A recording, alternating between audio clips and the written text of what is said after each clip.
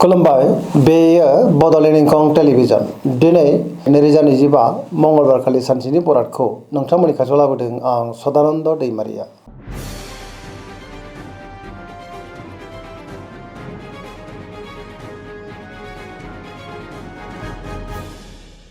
सिगां फरायनो लादों मेष राशि गिबि हांखो अ ल दिनैनि साना जोबोर मोजां गोदान खामानियाव आखाइ होजेननो हागोन गोसोनि साननायफ्रा दिनै मोगथाङाव जाफुंनोबो हागौ गोथों आरो गोग्गो साननो रोंगोन गियाननि आंखाल जानाय नङा देहाया दिनै मोजाङैनो थागोन मोनफ्रोमबो खामानियावनो दिनै जाफुंसारगोन बहानिफ्रायबा हरखाबै मोजां खौरांबो मोननो हागौ रांखावरियाव मोजां होनजायो बेफार फालांगियावबो मोजां आयाबो दिनै बांनो हागौ नखराव बिमा-बिफानि अननायफोरखौ मोननो हागौ बिसि फिसायनि गेजेराव अनलायनाया बांगोन गुबुननि गोसोखौ गोरलैयैनो बोनोबो हागोन गोसोआव बोलो बांगोन समाजाव बयजोंबो मान होजागोन लाइमोनफ्रा गावबा गावनि गोसोनि साननायफोरखौ दिनै फोरमायलायनोबो हागोन फरायसाफ्रा दिनै फरायनायाव गोसो दुंखांगोन आरो मोजां फिथाइ मोननोबो हागोन पजिटिभ एनार्जिनि गोहोम गोग्लैगोन।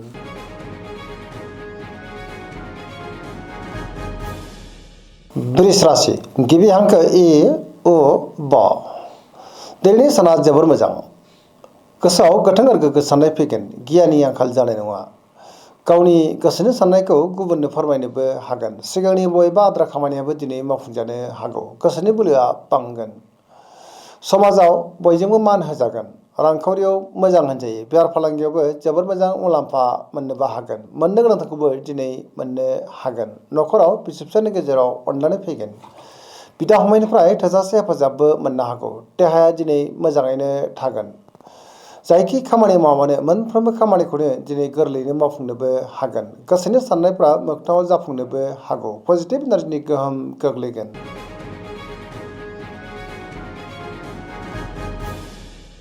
मिथुन राशि गिबि हांखो क स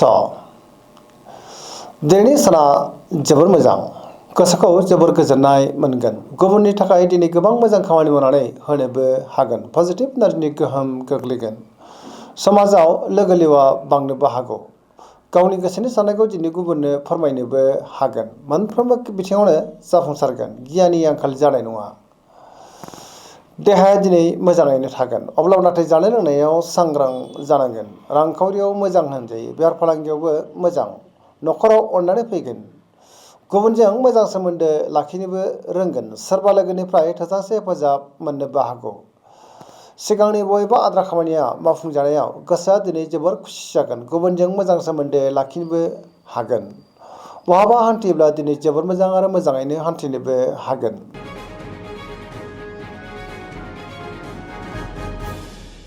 कर्कट राशि गिबि हांखो ड ह दिनैनि साना जोबोर मोजां गावनि गोसोनि साननायखौ गुबुननो फोरमायनोबो हागोन बहाबा हान्थिनो एबा दावबायनो खाबु मोननो हागौ आरो मोजाङैनो हान्थिनोबो हागोन सोरबा लोगोजों बाख्नायजानोबो हागौ गोसोनि साननायफ्रा दिनै मोगथाङाव जाफुंनोबो हागौ पजिटिभ साननाय फैगोन मावनो लानाय खामानिफ्रा गोरलैयैनो मावफुंजानो हागौ रांखावरियाव दिनै जोबोर मोजां होनजायो बेफार फालांगियावबो जोबोर मोजां मुलाम्फा मोननोबो हागोन गुबुनजों मोजां सोमोन्दो लाखिनो रोंगोन नखराव अनलायनाय फैगोन बिमा बिफानिफ्राय अननायफोरखौ दिनै मोननो हागौ बिदा फंबायजों मोजां सोमोन्दो थागोन सिगांनि बबेबा आद्रा खामानिया मावफुंजानायाव गोसोआ दिनै जोबोर खुसि जागोन फरायसाफ्रा दिनै फरायनायाव गोसो दुंखांगोन आरो मोजां फिथाइ मोननोबो हागोन पजिटिभ एनार्जिनि गोहोम गोग्लैगोन।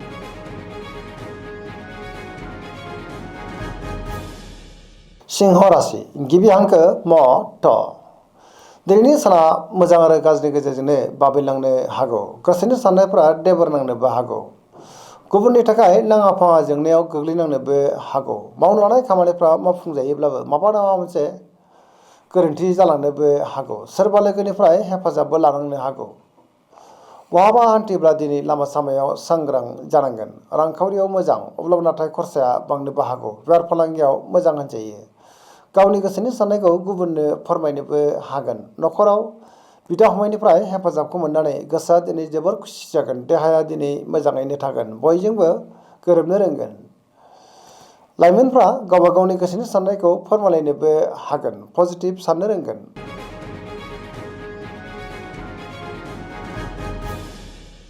कन्या राशि गिबि हांखो प ट दिनैनि साना मोजां आरो गाज्रिनि गेजेरजोंनो बाबेलांनो हागौ। गोसोआव गोनो गोथो साननाय फैनोबो हागौ। गियाननि आंखाल जानोबो हागौ। गुबुनजों मोजां सोमोन्दो लाखिनो गोब्राब जागोन।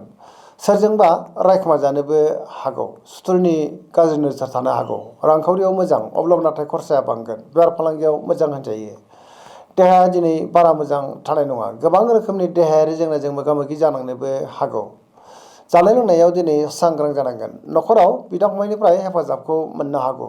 गुबुननि गोसोखौ बोनो गोब्राब जागोन। अब्लाबो नाथाय गावनि गोसोनि साननायफोरखौ फोरमायलायनोबो हागोन।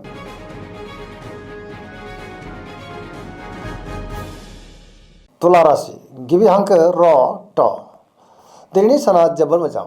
बहाबा दावबायनो एबा हान्थिनो खाबु मोननो हागौ आरो मोजाङैनो हान्थिनोबो हागोन। सोरनिबा हेफाजाब मोननोबो हागौ। गोबां रोखोमनि जेंनाफोरखौ दिनै गोरलैयैनो सुस्रांनोबो हागोन। गियाननि आंखाल जानाय नङा। गावनि गोसोनि साननायखौ गुबुननो फोरमायनोबो हागोन। मावनो लानाय खामानिफ्रा दिनै गोरलैयैनो मावफुंजानोबो हागौ। देहाया दिनै मोजाङैनो थागोन। रांखावरियाव मोजां होनजायो। बेफार फालांगियावबो मोजां। न'खराव बिसि फिसायनि गेजेराव अननानै फैगोन। समाजाव मान मोननो हागोन।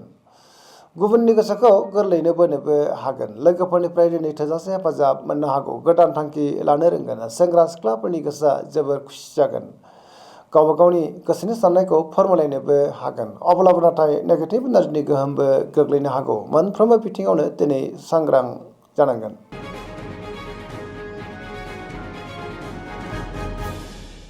वृश्चिक राशि गिबि हांखो न स। दिनैनि साना जोबोर मोजां। गावनि गोसोनि साननायखौ गुबुननो फोरमायनोबो हागोन। गुबुननि गोसोखौ गोरलैयैनो बोनोबो हागोन। पजिटिभ एनार्जिनि गोहोम गोग्लैगोन। गोसोआव गोथों आरो गोग्गो साननाय फैगोन। समाजाव मान मोनगोन। मावनो लानाय खामानिफ्रा दिनै गोरलैयैनो मावफुंजानोबो हागौ। गुबुननिफ्राय थोजासे हेफाजाब मोननोबो हागौ। गोसोनि साननायफ्रा दिनै मोगथाङाव जाफुंगोन। गोसोआव बोलो बांगोन। समाजाव बयजोंबो मान होजागोन। न'खराव दिनै अनलायनाय फैगोन। रांखावरियाव मोजां। बेफार फालांगियावबो दिनै जोबोर मोजां मुलाम्फा मोननोबो हागोन। गोबां रोखोमनि जेंनाखौ दिनै गोरलैयैनो सुस्रांनोबो हागोन। देहाया दिनै मोजाङैनो थागोन। फरायसाफ्रा फरायनायाव गोसो दुंखांगोन आरो मोजां फिथाइ मोननोबो हागोन।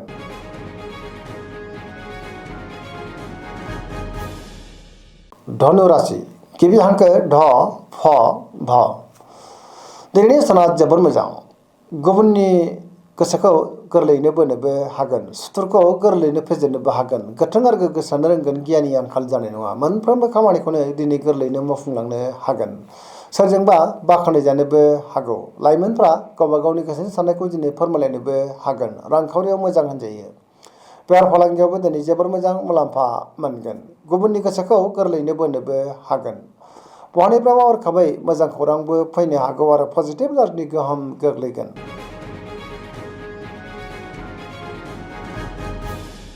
मकर राशि गिबि हांखो ख ज। दिनैनि साना जोबोर मोजां। गोसोखौ जोबोर गोजोननाय मोनगोन। मोनफ्रोमबो खामानिखौनो गोरलैयैनो मावफुंलांनो हागोन।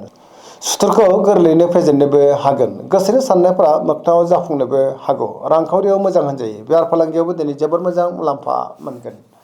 देहाया दिनै मोजाङैनो थागोन। गोबां रोखोमनि जेंनाखौ दिनै गोरलैयैनो सुस्रांनो हागोन। गोदान खामानियाव आखाइ होजेननोबो हागोन। न'खराव बिसि फिसायनि गेजेराव अनलायनाय फैगोन। बिदा फंबायनिफ्राय हेफाजाबखौ मोननो हागोन। सेंग्रा सिख्लाफ्रा जोबोर खुसि जागोन। गावबा गावनि गोसोनि साननायखौ दिनै फोरमायलायनोबो हागोन। फरायसाफ्रा फरायनायाव गोसो दुंखांगोन आरो मोजां फिथाइ मोनगोन। पजिटिभ एनार्जिनि गोहोम गोग्लैगोन।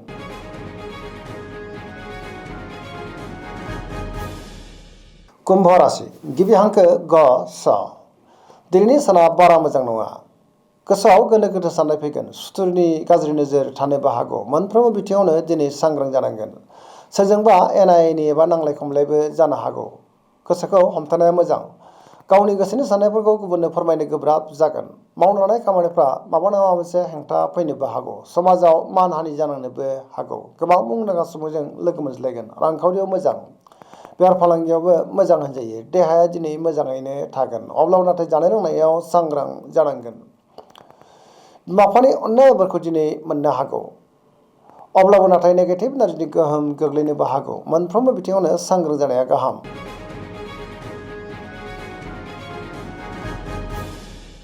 मीन राशि गिबि हांखो ड स। दिनैनि साना मोजां आरो गाज्रिनि गेजेरजों बाबेनलांनो हागौ। गोसोआव गोनो गोथो साननायबो फैनो हागौ। गुबुननि थाखाय नाङा फाङा जेंनायाव गोग्लैनांनोबो हागौ। नेगेटिभ एनार्जिनि गोहोम गोग्लैगोन। सोरबा लोगोनिफ्राय हरखाबै गाज्रि खौरांबो मोननो हागौ। गोदान खामानियाव आखाइ होजेननो हानाय नङा। देहाया दिनै मोजाङैनो थागोन, अब्लाबो नाथाय जानाय लोंनायाव सांग्रां जानांगोन। रांखावरियाव बारा मोजां नङा। नाङा फाङा खरसायाबो बांनो हागौ। बेफार फालांगियावबो बारा मोजां नङा होनजायो। न'खराव दिनै अनलायनाय फैगोन। सोरजोंबा रायखोमाजानोबो हागौ।